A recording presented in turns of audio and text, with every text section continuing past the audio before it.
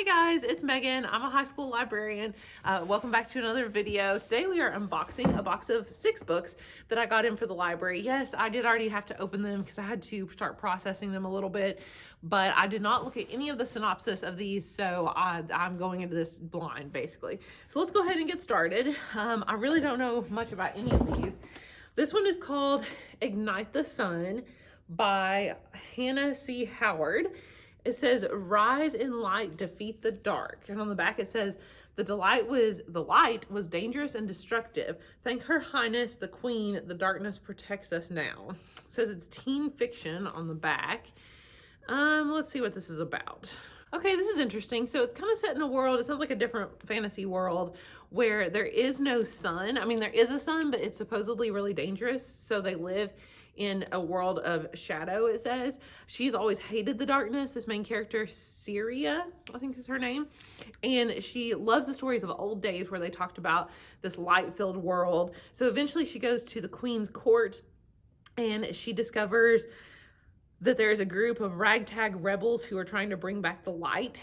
So I guess she is going to join them or else doom the kingdom to shadow forever. That actually sounds pretty cool. I wonder if it's a standalone because it is really short. Oh wow, the font is interesting. Look at the type.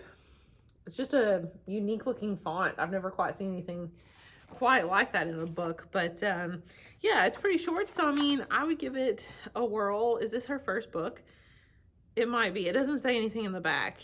It says she's the ultimate geek triumvirate of Harry Potter, Lord of the Rings, and Doctor Who. And she's skilled in a cat skilled in martial arts. I thought I was going to say she was skilled in martial arts. Okay, so, I mean, I would try it. I might read some reviews first, but it sounds pretty cool. All right, the next book in this box is called Never Look Back by Lilian Rivera. Is love strong enough to erase the past? I think this book is about like people that go through a hurricane or something. I feel like I've heard of this. It says it blends reality and fantasy to explore what's behind love and loss and what it takes to heal. It's haunting, unsettling love song of a book. Yeah, it's about okay, so there's 2 characters. I can't really pronounce either of their names. Yuri, I guess Eury, comes to the Bronx as a girl haunted. She's haunted by losing everything in Hurricane Maria and by an evil spirit. So she fully expects the tragedy that befell her and her family in Puerto Rico to catch up with her in New York. But of course, now she meets this boy named Pheus, I don't know, Pheus. He's this golden-voiced singing charmer. He likes to spend the summer on the beach with his friends. And then, of course, they meet, and all he wants is to put a smile on her face and fight off her demons. But some dangers are too powerful, even for the strongest love. As the world threatens to tear them apart, they have to fight for each other and their lives.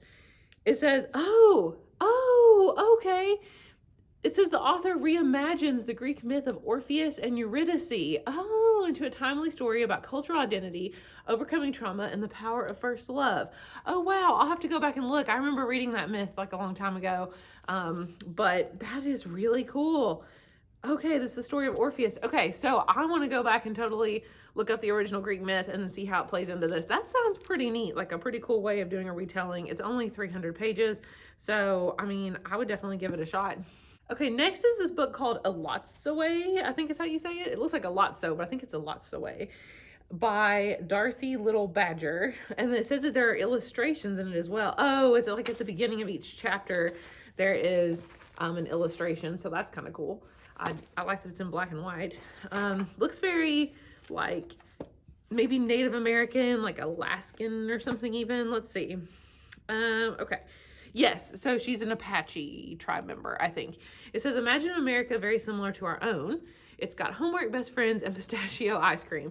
There are some differences. This America has been shaped dramatically by the magic, monsters, knowledge, and legends of its peoples, those indigenous and those not. Okay, so she lives in this strange version of America, and she can raise ghosts of dead animals, a skill passed down through her Apache family. Her beloved cousin has just been murdered in a town that wants no prying eyes, but she is going to do more than pry. So she will use her wit, skills, and friends to tear off the mask of this town and these secrets and protect her family. So this is a debut novel of what they are calling speculative fiction. And then they have the artistic part of it as well. So it lends the book a singular feeling of beauty, feeling and beauty. Okay, so that is really interesting. It says she's a fan of the weird, beautiful, and haunting in the back of the book. Okay, so this book could be really neat. I highly recommend you check this out if this sounds like something interesting to you. A totally different version of America, so check it out. Okay, I'm actually surprised that as many of those were fantasy as they were. I didn't think that those last two were actually going to be fantasy, but they kind of are in a way, or like I said, speculative fiction. But I think this next one is not. This is called Shine by Jessica Young. Maybe that's how you say it. It says she's an international K-pop star, so maybe it's just me that's never heard of her, but it looks like here she is. Apparently she is a K-pop star who wrote this. Let's see. Yeah, she's a Korean-American singer, actress, fashion designer, and international influencer. Wow, okay. And this is her debut novel. Cool. So let's see what this is about. Okay, so it says, what would you give for a chance to live your dreams? She's 17 years old. She's a Korean-American named Rachel Kim. And she says the answer is almost anything. So for 6 years, she's been recruited by this entertainment industry, which is this entertainment company, one of Seoul's largest K-pop labels, known for churning out all kinds of stars. But the rules are simple. Train 24/7, be perfect, don't date. Easy, right? Not so much, as the dark scandals of an industry bent on controlling and commodifying beautiful girls begin to bubble up. That kind of reminds me of that book I tried to read, I'll Be the One, where she was like overweight, but like trying to be in the K-pop industry, and they frowned upon her, and she had to kind of break through that stereotype of what a K-pop star should be. This kind of reminds me of that, but it sounds like she meets this charming, talented guy, and he's the first person to really understand how bad she wants to rise to stardom. So she is just gonna look at the world. It says the author is gonna take a look inside this luxurious hypercolor world of K-pop where the stakes are high, but for one girl, the cost of success and love might be even higher.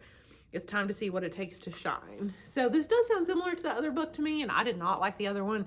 Maybe I'd give this one a shot, but I'd probably read some reviews first. Okay, we have 2 books to go. The next one is tiny. Like, it's short. Like, I'll show you, like, the next book we're gonna look at, like, it's definitely shorter than a normal book. It's also short this way, like it's short page count wise too.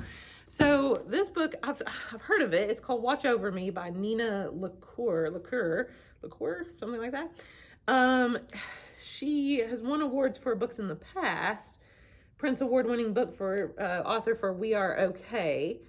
And she's the host of a podcast or something. That's cool. So this is really short, and the illustrations, or this thing on the cover there's not really illustrations, but it looks really short. It's only like 200 and some pages. So it's about this girl named Mila. She's used to being alone. Maybe that's why she said yes to a second chance in this remote place among the flowers and the fog and the crash of waves far below. But she hadn't known about the ghost. Wow, all these are turning into like more supernatural things than I thought. But she had known about ghosts. She graduated from high school. She has aged out of foster care. She's offered a part-time teaching job and a place to live in a isolated part of the North California coast. She immediately accepts. She will find, maybe a new home, a real home. The farm is a refuge, but it's also haunted by the past. And Mila, however you say her name, her own memories are starting to rise to the surface. This is a modern ghost story about trauma and survival, chosen family, and rebirth. The ghost story part sounds cool. I'm not sure I'm into a story about trauma and survival, chosen family, and rebirth, but if that sounds cool to you and it's really super short, then definitely check this one out, like I keep saying for all of these. Well, our last book, kind of spoiler alert, because you just saw it a minute ago, but it looks like it's called The Bridge. And okay, so there's these 2 people standing in a doorway looking out of the bridge. I'm just guessing it could be about something about people jumping off of a bridge, maybe. Bill Konigsberg is the author. Okay. It's just little blurbs on the back. It looks into the lives and deaths of 2 teens struggling with thoughts of suicide. But I want to say that I've heard of this and there's something weird about it. Okay, they're both suicidal, these 2 characters, Aaron and Tilly. They don't know each other. They arrive at the George Washington Bridge at the same time, intending to jump. That's pretty wild. Erin is a gay misfit struggling with depression and loneliness. Tilly isn't sure what her problem is, only that she will never be good enough. On the bridge, there are 4 things that could happen. Okay, this is interesting. Erin jumps and Tilly doesn't. Tilly jumps and Erin doesn't. They both jump, or neither of them jumps. Or maybe all 4 things happen. This astonishing and insightful novel, which plays the story all 4 ways, explores with complete honesty what it feels like to die and what it takes to live. Whoa, so is it really gonna have 4 different versions of the same story? I see it says chapter 10A, May 4th. Is there gonna be like a 10B, 10C or something? Chapter 1B. What? So they're chapter 4D. Okay, so there's like 4 different versions. Are they all happening at the same time? I don't even know. The structure looks really interesting, and that's probably why I would honestly want to check this one out. So those are 6 new young adult books that we have in for the library. Hopefully you found something interesting to you. I've not heard of most of these. I mean, like maybe just vaguely, but not too many people talking about them. So maybe they will get more talked about and more popular as people read them and write reviews and things like that. So I will try to read some of these. I wouldn't say any of these are going to be like on my top like TBR list anytime soon. Maybe Ignite the Sun, that first one probably sounds like the one that I would be the most interested in, just kind of a pure fantasy novel, high fantasy kind of thing. But I mean, the rest of them don't sound bad, and they all sound like they have some kind of twist, except for Shine, which sounds pretty straightforward. But the other ones all sound like they have kind of a little bit of a twist. So, all right, well, hope you guys have enjoyed this. Thank you guys for watching. This may be my last unboxing for a while with the baby coming and all that. So I will see you guys again soon. Bye.